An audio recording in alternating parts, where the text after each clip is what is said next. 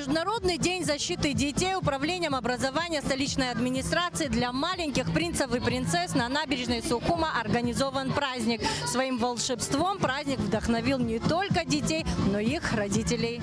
В первый день лета во многих странах отмечается Международный день защиты детей, один из самых старых международных праздников. Решение о его проведении было принято в 1925 году на Всемирной конференции, посвященной вопросам благополучия детей в Женеве.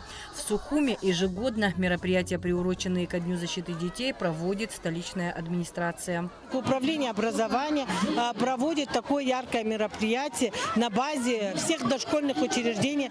Старшие группы вышли на праздник для того, чтобы поздравить друг друга. 13 столичных детских садов в честь праздника подготовили концертные программы. По словам заведующей детского сада «Сказка» Ирмы Губас, дети с нетерпением ждали этот день и с трепетом готовились к выступлению.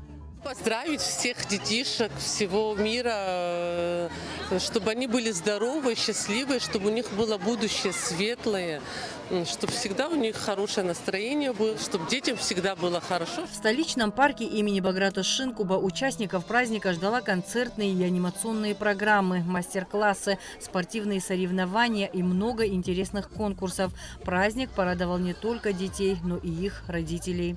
Сегодня такой замечательный праздник, у всех приподнятое хорошее настроение. Хотим выразить благодарность от лица всех родителей, управлению образования города Сухум за очередной чудесный праздник. Всем деткам веселого, беззаботного и, главное, мирного детства. На танцевальных площадках парка были организованы игровые программы, в которых могли принять участие все желающие.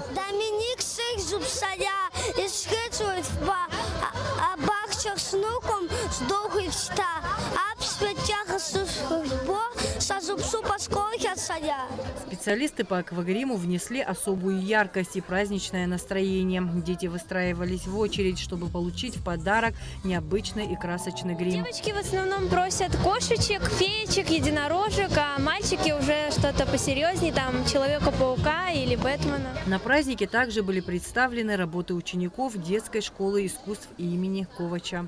Здесь темы совершенно разные. Детям, конечно, самим, кто рисовал, очень приятно видеть свои работы на выставке, особенно тем, кто участвует в ней первый год, допустим, первоклашки. Говорят, счастливое детство – это когда ребенок окружен любовью и заботой, а жизнь наполнена яркими событиями, такими как этот праздник, дарящий ребятишкам не только хорошее настроение, подарки, но и частичку счастья.